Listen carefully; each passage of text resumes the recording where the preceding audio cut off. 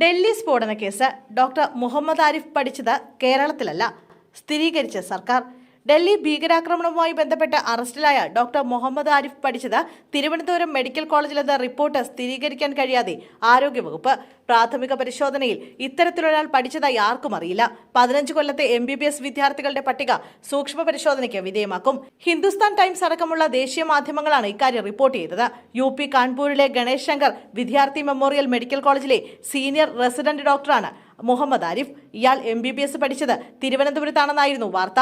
ഇത് ശ്രദ്ധയിൽപ്പെട്ട ആരോഗ്യമന്ത്രി വീണ ജോർജ് വിശദ അന്വേഷണത്തിന് നിർദ്ദേശം നൽകി. അഖിലേന്ത്യാ മെഡിക്കൽ പ്രവേശന പരീക്ഷയിലൂടെയാണ് തിരുവനന്തപുരം മെഡിക്കൽ കോളേജിൽ ഇയാൾ പഠനത്തിലെത്തിയതെന്നായിരുന്നു പ്രചരിച്ച വാർത്തകൾ. 31കാരനായ ജമ്മുവിലെ അനന്ത്നാഗ് സ്വദേശിയാണ് ഡോക്ടർ മുഹമ്മദ് ആരിഫ്.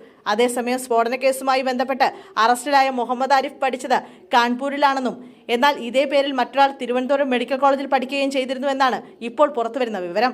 അയാൾ ഇപ്പോൾ കോഴിക്കോട് മെഡിക്കൽ കോളേജിൽ ഡോക്ടറായി സേവനം ചെയ്തു വരികയാണ്.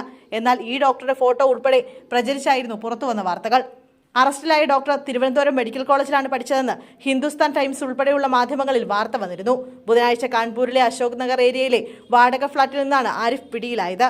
ഫരീദാബാദ് വൈറ്റ് കോളർ ഭീകരവാദ മൊഡ്യൂളിന്റെ ഭാഗമാണ് ആരിഫ് എന്നാണ് പുറത്തുവരുന്ന വിവരം. ആരിഫിന്റെ ഡിജിറ്റൽ ഉപകരണങ്ങൾ ഫോറൻസിക് പരിശോധനയ്ക്ക് അയച്ചിട്ടുണ്ട്. തീവ്രവാദ വിരുദ്ധ സേനയുടെ പിടിയിലാകുമ്പോൾ ആരിഫ് ഉത്തർപ്രദേശിൽ കാൺപൂരിലെ സർക്കാർ മെഡിക്കൽ കോളേജായ ഗണേഷ് ശങ്കർ വിദ്യാർത്ഥി മെമ്മോറിയലിന്റെ കാർഡിയോളജി വിഭാഗത്തിൽ സീനിയർ റെസിഡന്റ് ഡോക്ടറായിരുന്നു. സ്ഫോടനവുമായി ബന്ധപ്പെട്ട നവംബർ 9 അറസ്റ്റിലായ ഡോക്ടർ ഷഹീൻ ഷാഹിദിന്റെ രേഖകൾ പരിശോധിച്ചപ്പോഴാണ് ആരിഫിന്റെ പേര് പുറത്തുവന്നത്. കഴിഞ്ഞ കുറച്ചു മാസങ്ങളായി ഇരുവരും സ്ഥിരമായി ഫോണിലൂടെ ബന്ധപ്പെടാറുണ്ടായിരുന്നു എന്നാണ് അന്വേഷണ ഉദ്യോഗസ്ഥൻ പറയുന്നത്.